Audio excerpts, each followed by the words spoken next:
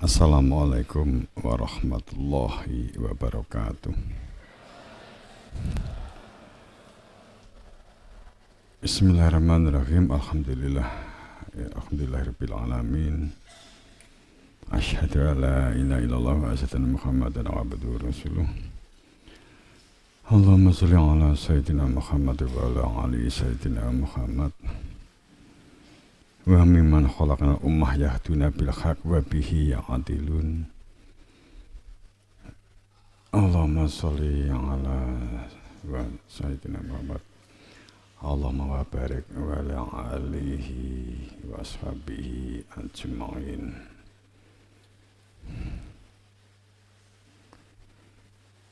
Jamaah semuanya rahimakumullah yang dirahmati oleh Allah. Pertama kita memunajatkan rasa syukur biqouli alhamdulillah dan sholawat Allahumma sholli ala sayyidina Muhammad wa ala ali sayyidina Muhammad. Semoga dalam ridha maghfirah ampunan Allah Subhanahu wa taala, hidup itu kalau tidak dalam ampunan, dalam rahmat dan fadl, kehidupan yang kita lakukan ini sia-sia. Yang kita lakukan semuanya kerangkanya adalah supaya dalam ridhonya, dalam ampunan Allah Subhanahu wa ta'ala.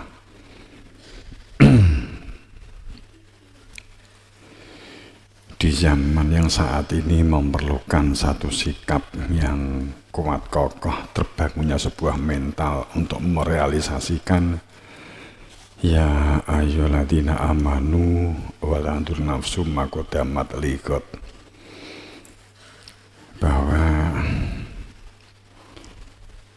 perintah bekal orang hidup di dunia ini untuk memiliki iman dalam pembuktian rasa keberadaan Tuhan, sehingga hidupmu itu punya visi setelah apa yang ditetapkan di dalam hati. Karena telah mengenali Tuhan, maka kita punya orientasi, kita tahu tujuan hidup kita karena tahu Tuhan kita.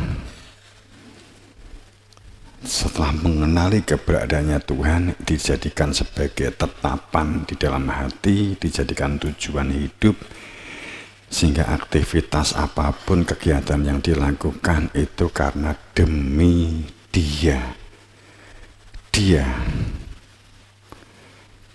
Sehingga antara aku dan dia keberadaan diri Tuhan yang tersimpan di dalam hati. Keberadaan akunya manusia itu asalnya dari Tuhan menjadi absolut, menjadi konkret, menjadi nyoto. Maka bangunan maghfirah, ampunan, bangunan fadl, cahayanya, rahmat, kasih sayangnya itu terproses, terwujud dalam kehidupan kita. Karena betapa tidak berharga dan sia-sianya saat hidup kita itu hanya sia-sia. Kita tinggal perbuatannya sama, yang satu menjaga niat suci dan tujuan yang luhur karena mengenal Tuhan, menuju kepada Tuhan. Kemudian semuanya kenangkannya juga kembali kepada diri kita. Pendidikan yang kita jalani, pendidikan yang setiap orang itu lakukan, mulai dari sebuah proses sebelum menjadi apa-apa, bukan siapa-siapa secara fisik, secara lahir, sampai mungkin akan memasuki dunianya masing-masing, di dunia kerja, dunia. Tapi semuanya selama di dunia disebut sebagai belajar. semuanya belajar, santri, ustadz, pokja, karyawan, bos, selama dia itu bernafas di dunia masih dibungkus, ruhnya masih dibungkus oleh rogo, semuanya berproses sebagai manusia pebelajar. Namun dalam proses belajar ini, saat kita sadar sejak kecil kita sudah mulai memproses kesadaran kita, maka memiliki keuntungan lebih baik memproses dirinya untuk menjadi manusia sadar. Sejak awal kita memproses untuk menjadi manusia sadar, manusia yang merealisasikan perintah Allah untuk mempersiapkan diri wal tandur nafsu makodamat ligot, untuk mencermati, mengamati proses diri kita wal nafsu, jiwa kamu sendiri yang wujudnya nafsu itu sendiri, jiwamu yang wujudnya ya nafsu itu sendiri, yang hakikatnya jiwa ya nafsu itu sendiri, yaitu untuk memiliki karakter, sifat dan perilaku yang terperhatikan, untuk diperhatikan jika kropos. Jamaah rakamkullah, santriwan santriwati, mahasiswa mahasiswi dan semuanya yang rawuh jamaah sepuh anem, saat jiwa ini kropos, kalau sejak awal kita itu tidak segera menyadari, apalagi sekarang ini di situasi keadaan yang kita tidak tampaknya baik-baik sajalah dunia ini, akan tetapi ada satu sistem yang dalam sistem pengendalian dan kontrol nafsu, kontrol dunia. Jadi dunia mengajarkan kejarlah aku maka aku akan tangkap. Kejarlah aku, dunia mengatakan demikian, maka kamu akan aku tangkap, kamu akan aku jebak, kamu akan aku jadikan budakku. Dan itu enggak ada habisnya. Satu sisi kita memang bersungguh-sungguh menjalani hidup di dunia ini, mengembangkan potensi, tapi satu sisi harus sadar, itu semua alat untuk mengembangkan kepribadianmu, untuk mengembangkan, menumbuhkan, dan mengokohkan jiwamu, supaya tidak keropos. Data statistik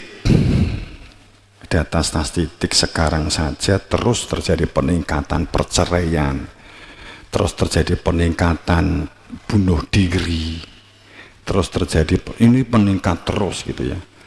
Orang yang jatuh karena ekonomi, karena keluarga, karena ya sekedar diputus calon pasangan, nggak jadi nikah, bunuh diri, di PHK, bunuh diri, buntu pikirannya, buntet uteke, pada saat tidak tahu apa yang harus dilakukan, pada saat situasi ekonomi, situasi sosial terjepit, situasi keluarga.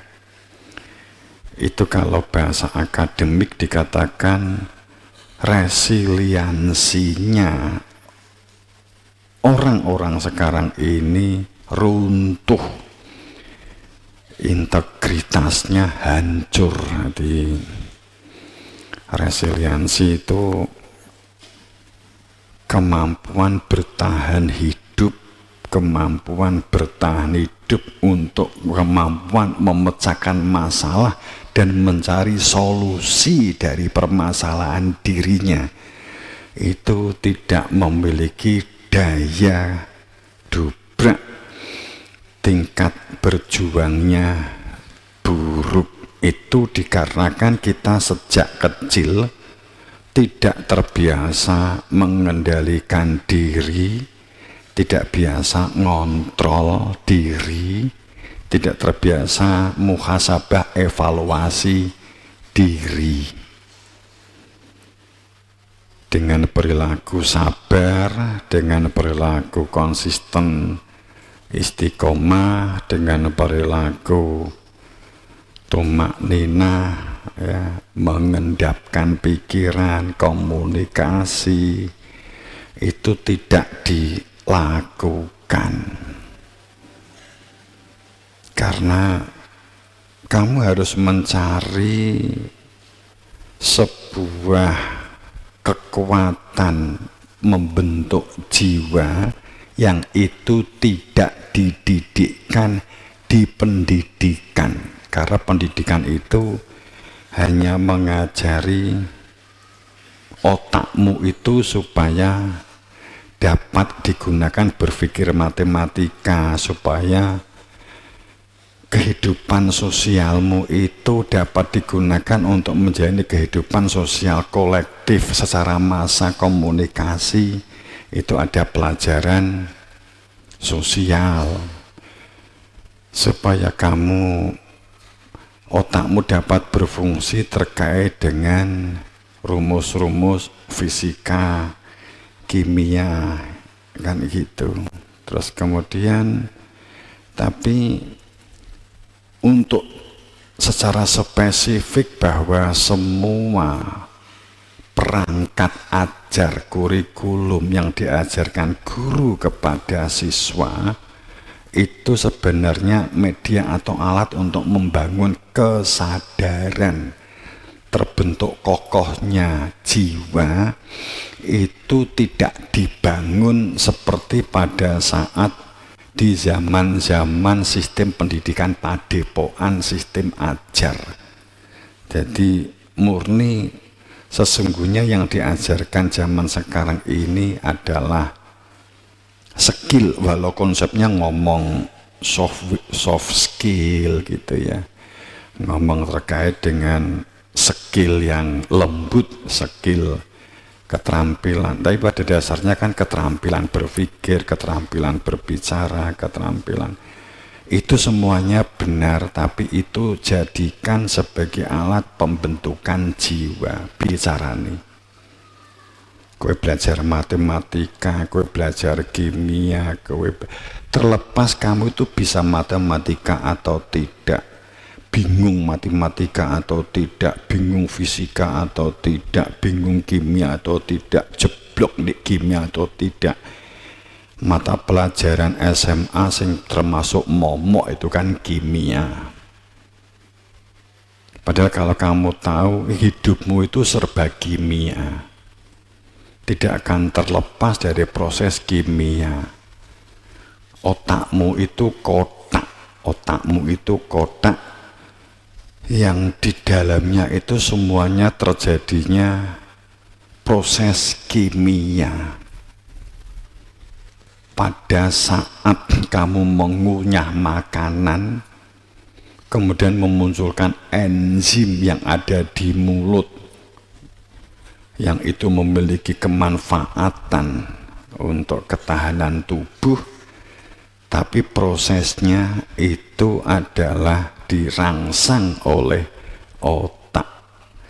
Jadi itu kotak. Itu seperti ada unsur resistornya, ada unsur konduktornya. Disitulah terjadinya suatu proses kimiawi yang ada di dalam otak. Apa yang kamu dengar diproses di otak, kemudian akan disalurkan kemana keinginan hatimu. Nah, itu Kemudian memori jangka pendeknya juga ada di otak, di kulit. Tapi untuk memori jangka panjangnya itu sesungguhnya di jiwa, di ruh. Di ruh itu kepribadian yang akan dibaca oleh otak melalui bawah sadar. Biasanya kan begitu. Tapi kalau kita ngomong begini nanti kan saya bingung. Jadi intinya bahwa kamu belajar matematika terlepas kamu bisa atau tidak, kamu belajar kimia terlepas bisa atau tidak, tapi kamu sungguh-sungguh mengikuti proses di kelasnya, kamu belajar, kemudian cara solusinya itu sebenarnya semuanya kesulitan-kesulitan yang kamu terima, kerumitan-kerumitan yang kamu hadapi. Ya. Kalau dalam masa sekolah ya mungkin kan berarti kesulitan pelajaran, kesulitan komunikasi dan sebagainya. Itu tempatkan itu sebagai kehendak Tuhan, kamu itu mau dicerdaskan. Kalau yang sudah jamaah yang tua juga tidak akan terlepas dari kesulitan hidup. Tidak beda dengan santri. Kalau santri tidak berpikir ekonomi, kecuali mungkin nek roh kancane sangune oke dek nek kan dhewe sangu ya mungkin mumet begitu ya. Tapi saya ngomong pada dasarnya karena secara sangu kan sudah dipenuhi oleh pihak orang tua atau orang lain. Tapi pada saat ternyata kita juga mengalami sisi ekonomi yang mungkin jeblok, sosial yang mungkin jeblok, pelajaran yang sulit, itu kehendak Tuhan itu supaya kamu memiliki mental yang kuat, yang kokoh, mempersiapkan diri untuk memiliki kesabaran, untuk memiliki perilaku sabar. Itu bagian dari karakter yang harus Anda miliki, bagian dari sebuah integritas dan resiliensi menjadi manusia tangguh di kemudian hari, bahkan enggak kemudian hari, sekarang itu adalah saat kamu mau bersungguh-sungguh mengalami kesulitan dengan sabar, menjaga komitmen, menjaga konsisten. Orang mengatakan punya integritas, sebuah karakter. Integritas itu sebuah karakter, sifat dan watak yang kita coba lekatkan di dalam diri kita, kita bentuk di dalam diri kamu untuk memiliki perilaku jujur, kejujuran, memiliki perilaku ketulusan, memiliki perilaku konsisten, komitmen, gentle, berani menghadapi masalah.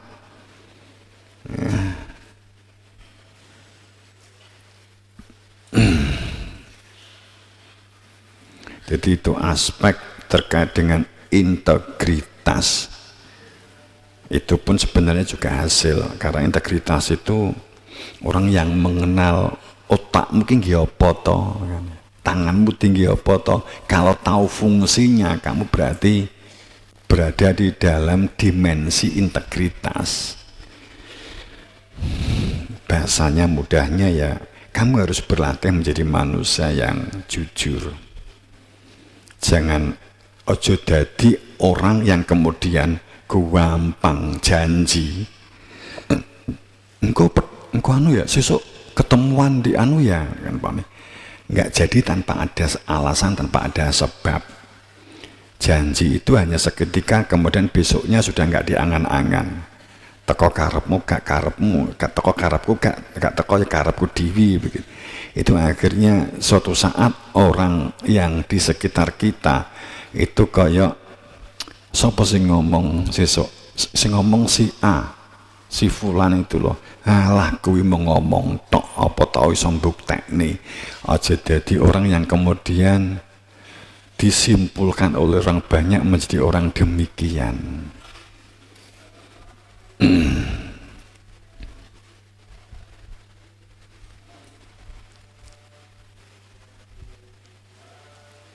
Kejujuran itu supaya kamu memiliki kemampuan mengambil keputusan nantinya. Orang yang tidak memiliki karakter jujur itu dampak di kemudian hari jika sudah jadi, kamu menjadi manusia yang terombang-ambing. Kamu akan selalu bertopeng, kamu akan selalu berlipstik, kamu akan selalu pura-pura. Kebohongan demi kebohongan, hidupmu akan diliputi, digeluti, dicengkeram oleh material, oleh dunia.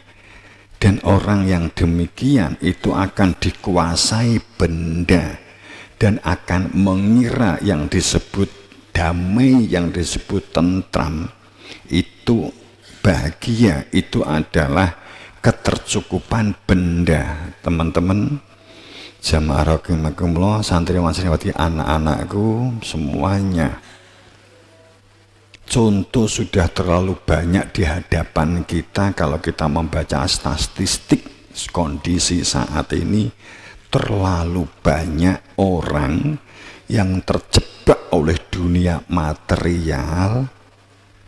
Usahanya benar apa yang dia lakukan, ikhtiarnya benar yang dia telah lakukan, mengembangkan potensinya benar yang dia lakukan, akan tetapi niat dan tujuannya itu tidak tepat atau tepatnya salah, karena niatnya itu adalah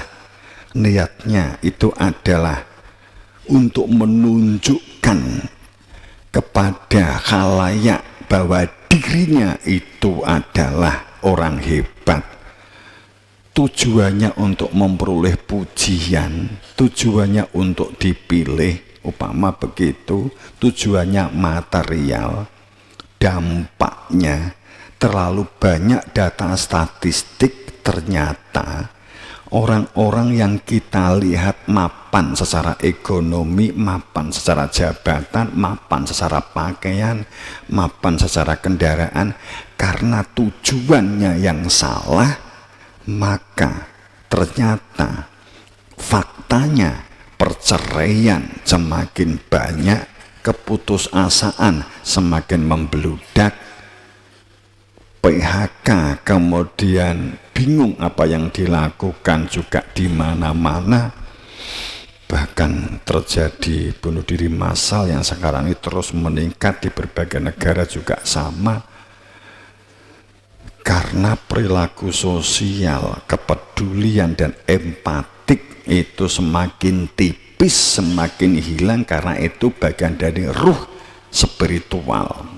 Di beberapa negara umur dibuat panjang, akan tetapi pada saat sudah tua renta tapi masih sehat, tapi dia harus mencari rezeki sendiri, anak-anaknya tidak bisa bersentuhan dengan orang tuanya karena untuk mencukupi dirinya sendiri juga kesulitan.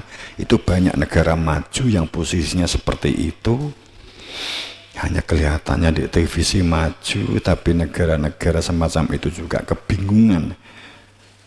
Orang-orangnya pengen umur dua, setelah dua pengen mati karena ternyata anaknya nggak ngopeni, sehingga sampai tua pun juga harus menjadi cheerleader, kan gitu kan. Masih menjadi pelayan, masih menjadi office girl, office boy. Itu di mana-mana mulai fenomena itu juga bermunculan. Tapi saya ngomong ini intinya kuatkan mentalmu, bentuk mentalmu sejak dini, Dikarenakan apalagi kondisi zaman saat ini memerlukan kekuatan mental yang membangun jiwa.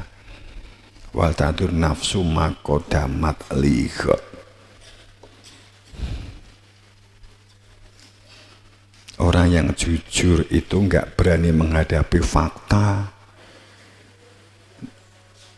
Gerak-geriknya selalu apa yang dinilai oleh orang lain. Bisa produktif, seharusnya bisa produktif hanya karena komentar tetangga. Suara pada umumnya. Akhirnya nggak melakukan apa. Contoh, karena tetangganya semuanya memiliki lahan luas, lahannya mengkecil, minder. Suara kecil itu, suara orang banyak, kalau lahannya kecil, itu nggak bisa dikelola, kemudian dituruti, otaknya benar-benar juga termatikan akibat isu tetangga atau isu orang lain. Itu berarti orang yang nggak punya kedaulatan. Orang yang nggak bisa berpikir kebutuhan dirinya.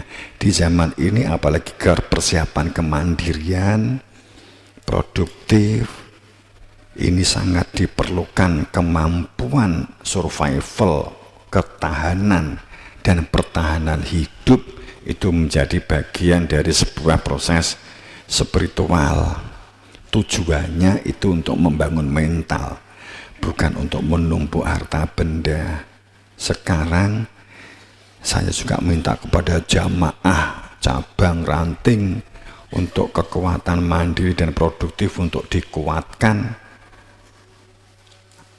Nek perlu sering musyawarah dalam pengertian untuk mencari solusi terkait dengan problem solver di antara kalian sendiri, di antara jamaah, untuk membuat satu langkah-langkah. Pada saat yang kemarin terjadi bencana hebat di Rusia yang prediksinya ring fire ini juga akan bergeser ke Indonesia, ke Filipina, ke daerah Sulawesi, itu juga akan terjadi hal yang karena posisinya gantungnya lebih besar, sehingga posisinya bisa jadi akan lebih besar. Bencana kemarin yang di Rusia 7,8 SR skala Richter sampai ke Jepang, Hokkaido itu sampai luluh lantak. Itu negara lain, ya, negara yang bukan negara Rusia. Ini memang sudah ada sinyal kita harus mempersiapkan diri sebaik-baiknya. Maka hilangkan perilaku topeng dan tidak jujur, miliki integritas yang sebaik-baiknya. Karena kita nanti juga akan, Romo juga akan menggerakkan tim, ustadz dan semuanya, kita ajak untuk melakukan satu kegiatan menstimulus aktivitas dan berpikir. Saya mau ngomong konsep tentang memori, tentang otak, posisi seperti apa. Itu kan nanti konsep, kamu malah hanya bingung. Itu kan posisi akademik ya, saya kok kudu melayu rono ya. Oke, itu saat kita tulus, vibrasi getaran doa akan ditangkap oleh Tuhan.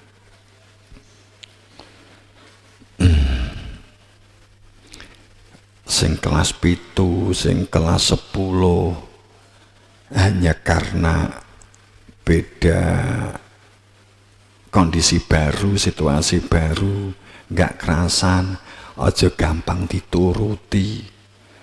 Itu bentuk cara Tuhan melatih mental dan jiwamu.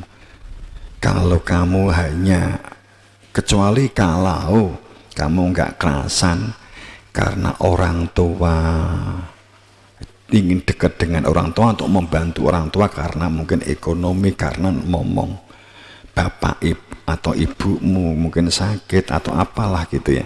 Tapi kalau hanya sekedar nafsu ego, teman-temannya di sekolah sana kemudian di ojo-ojoi nggak kerasan, di sini ada satu dua temannya sing ketoke nggak cocok wis nggak kerasan. Itu cara Tuhan supaya kita menjadi dewasa. Kalau kamu nggak berani menghadapi itu, hidupmu akan terus begitu. Pindah pun kamu juga akan menghadapi masalah yang tidak jauh beda. Dan jiwamu nggak terbentuk hanya karena menuruti karepmu sendiri.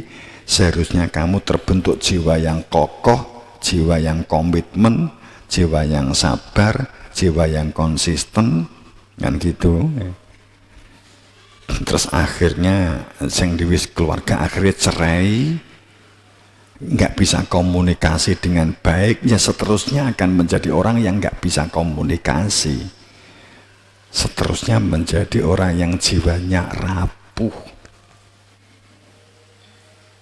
Kalau kamu ingin Nabi para Rasul itu sebagai uswah hasanah, semua Nabi Rasul itu semua berpijak pada kelukaan, pada tangisan, pada kesakitan. Semuanya pijakannya seperti itu untuk membentuk mental yang jelas-jelas ditunjuk oleh Tuhan saja untuk menjadi khalifahnya.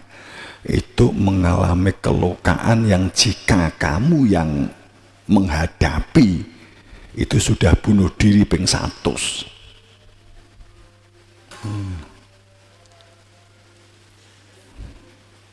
Nah, gitu.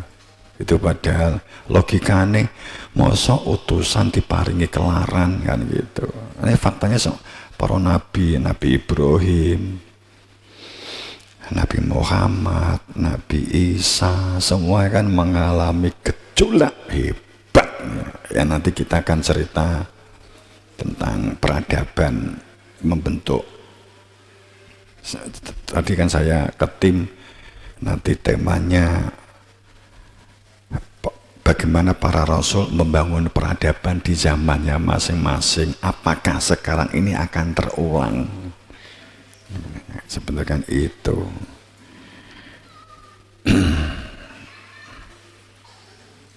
Kalau enggak ya kan kita bisa makan paing atau nanti di waktu saya anggap sebagai krusial ini. Itu hal yang penting, membentuk jiwa. Nek wis tuwek, kalau pesan khusus kepada santriwan-santriwati, nek SD so nangkep ya wiwit SD begitu ya, SD, SMP, SMA, perguruan mahasiswa.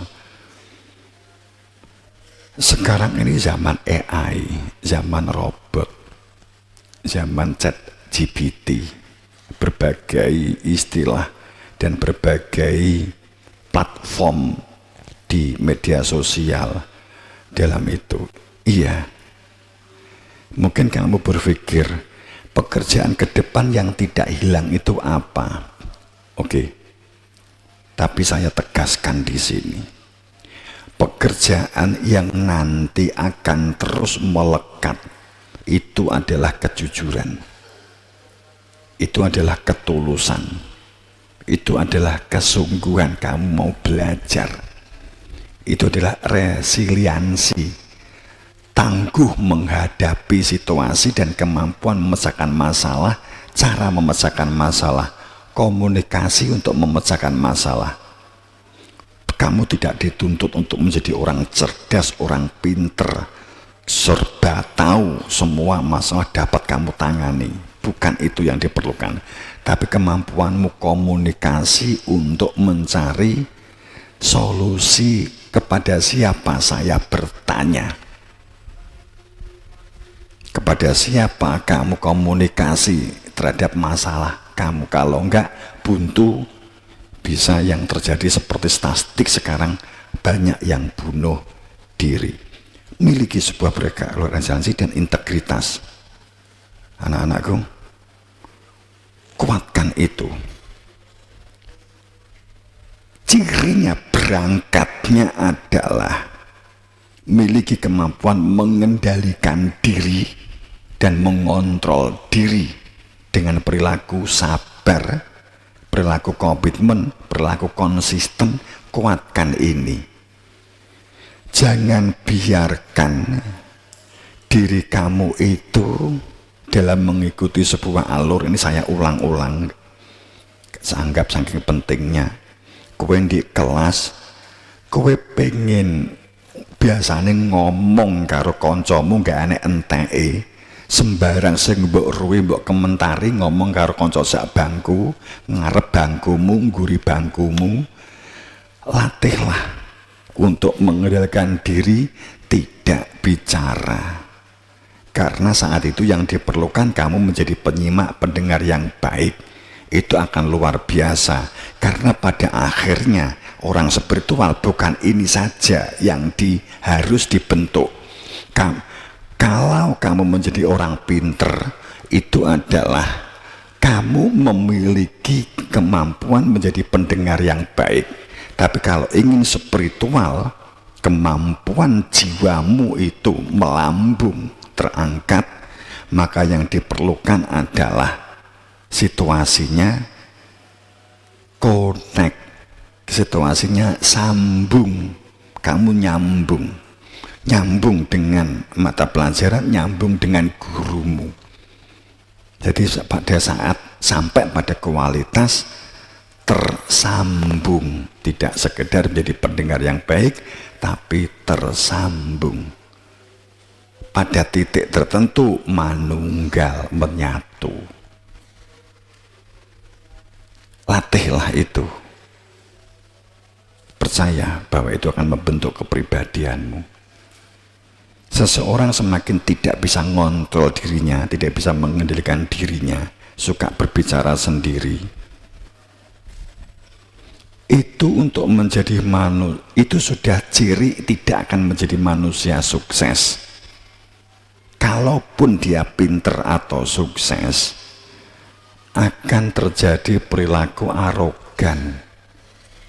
Biasanya kekayaannya itu untuk mengelabui orang lain dan menjatuhkan orang lain. Tidak ada kesantunan dan keadab asoran.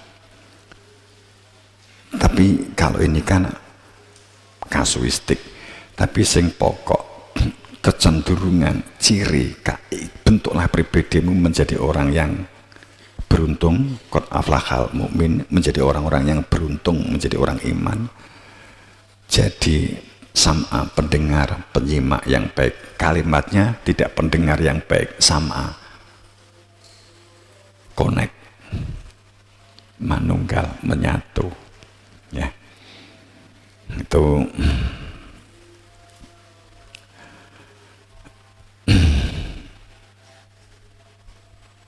jadi ini apalagi ini kaitannya dengan satu, akan ada perubahan-perubahan yang mungkin kita belum, mungkin kalian belum bisa melihat hal ini, nggak apa-apa.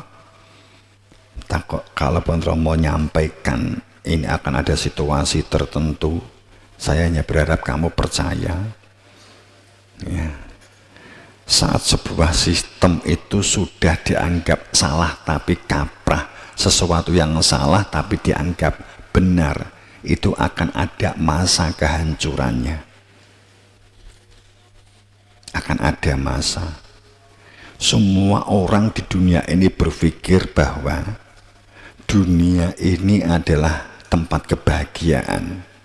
Satu sisi ingin masuk surga untuk bahagia, satu sisi ingin kalau mati itu kembali kepada Tuhan, tapi tidak menyadari bahwa benda-benda material dunia ini hanya alat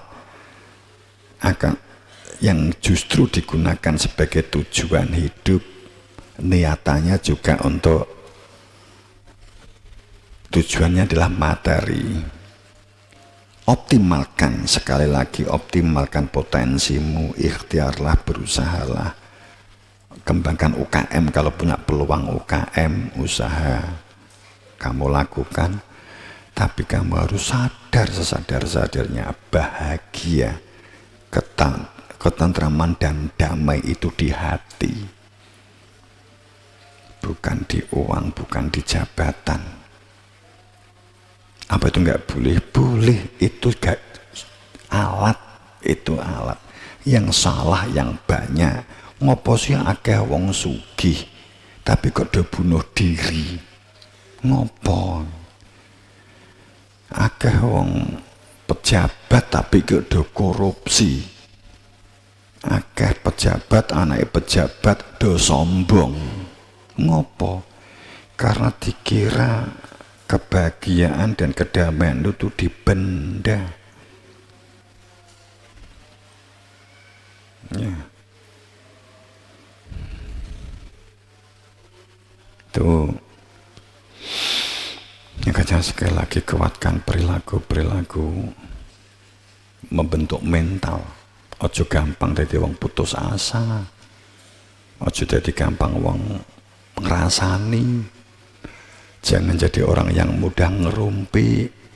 Jangan menjadi orang yang mudah menilai negatif orang lain. Hindari perilaku menilai negatif orang lain. Hindari.